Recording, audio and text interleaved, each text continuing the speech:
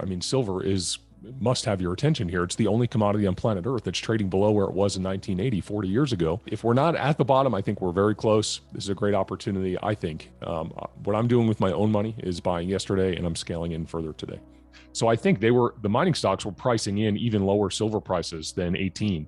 So, now I think they're going to start to lead on the upside. The mining stocks had just gotten so cheap relative to the actual metal that, I'll be honest with you, yesterday was kind of my little back up the truck moment where I deployed almost all of my remaining cash in the mining stocks.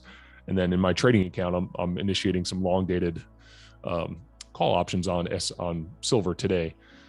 So could we go lower? Yes, but I think we're pretty close. So nothing cosmic on this chart. I think anyone who looks at charts and technical analysis is probably drawing pretty close to the same exact levels here. 1975, that's where we're hovering right above right now. Price is sitting right at 1975. That was the swing high back in September of 2019. There's also a gap on this chart. If you look at the daily chart here, this is a weekly candlestick, so this gap has been filled. And this morning we went down to a low of 1930. And you can see this really strong support right here between 1850 and 1890. Like I said, I don't think we're going to pull back there, but we could. And if we did, that to me would be the back up the truck moment for me personally. When you go to the daily chart for silver too, there's something called positive divergence. And, sometimes when I say this stuff, I think some people might think this is like technical, mumbo jumbo, and it doesn't really matter. But it does matter because the banks and the institutions and the trading algorithms look at these kind of things, and that's who drives the paper price of these markets on the COMEX. And positive divergence happens when price makes a lower low, like you can see right here, but things like RSI make a higher low. So you can see a higher low being formed right here on the RSI. So that's positive divergence. We also have the commitment of traders report that I'll pull up right here, and the COT is structured in such a way that is consistent with major lows. That doesn't mean you can't go a little bit lower, but the bankers have been covering their short positions, and they're now positioned for a major rally. And they tend to be the smart money, unfortunately. And retail investors tend to be, the average retail investor tends to sell at the exact wrong time. And, the COT report is suggesting we're getting very close. All the evidence is starting to stack up that we're close to a major bottom. Downside risk, I would say, is, $1 or $2, where the upside potential, is $40, $50 silver. So the risk reward is heavily skewed to the upside. So I guess there's different ways to look at it. I mean, the chart I just showed, their commercial net position is not quite net long yet, but I guess there's different ways you can break down the internals of the commitment of traders report. But regardless of how you look at it, the banks are positioned. This is exactly how the COT report tends to look right near major bottoms, and we're right there. I don't spend as much time on Twitter as I used to, but last night I was on Twitter for a little bit, and I saw almost everyone drawing the same chart, which kind of, everyone's looking at the same levels. So you can see right here between 18 and 1850, this was major resistance from 2019 all the way into 2020. So what was resistance becomes support. So that 1850 to 1890 level is very significant. First of all, if I were looking to buy right now, I mean, a lot of people, I think, conflate volatility with risk. So from my perspective, silver is actually a lower risk investment right now, even though it's more volatile. So if you can stomach the volatility, silver is just so much cheaper on a relative basis than gold. Gold has hung in there really well. It's clung to its March of 2020 uptrend line. So it's still in an uptrend. It never lost its uptrend status. It's hovering right near that 200-day moving average. And, gold has hung in there really well. I mean, I think there's plenty of upside in gold, but silver is a much more compelling value proposition right now. And I've been watching this chart for a while. These longer term charts, often take, a few months to play out. And I think I've showed this to your listeners before, but this shows SILJ versus GDX.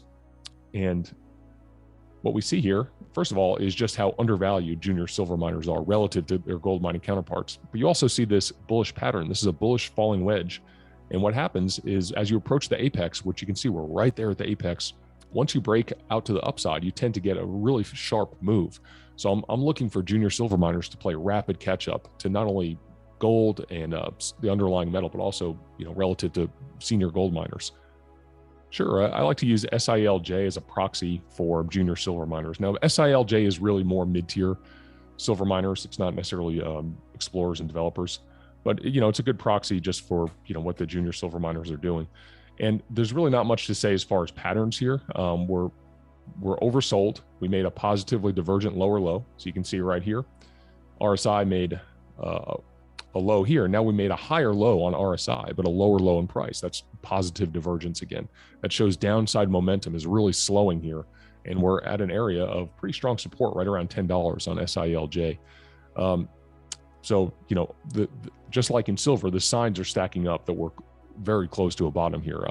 I was buying pretty aggressively yesterday, and if I hadn't been, I would be in there buying today. And that's for people with a 1+ year time horizon who can stomach the volatility.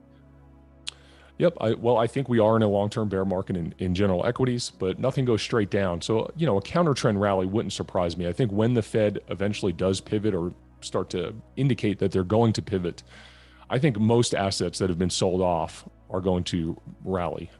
But I think for general equities, it'll be a counter trend rally. In other words, the long-term trend, I think, is going to remain down, even though, we could be due for a bounce here in general equities.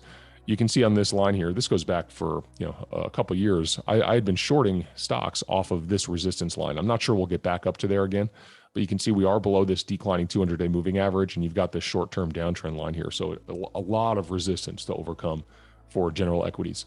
And one thing to add with general equities, and we've made this point before, is when the Fed eventually goes to back to full-on easing and money printing, inflation is going to accelerate to the upside. So I can see a scenario where equities, let's say equities double, but everything else quadruples. Well, did equities double, or did they lose half their value? And I would argue that they lost half their value, even if they move up in nominally. Do they want to keep seeing the stock market fall, asset prices fall? So look, there's 3 reasons why they need to do their stimulus. Number one is to support asset prices, and that's the one that gets the most focus. People think they care about the stock market, real estate, all that, and they do. But also, they need to fund our government deficits. I think that's the more important thing that gets overlooked. We run big budget deficits, trillion-plus budget deficits every year going forward. Who's going to fund that? We're going to continue to spend more than we take in federal tax receipts. And you see China stepping back. You see Saudi Arabia stepping back from funding our deficits. Well, who's going to be the buyer of last resort? It's going to be the Fed. Otherwise, interest rates are going to just rise and crush everything. So they're going to have to choose. Do they crush the economy, or do they allow inflation to run hot? And these central bankers, all of history and precedent suggests they always choose to sacrifice the currency. It's just a matter of time.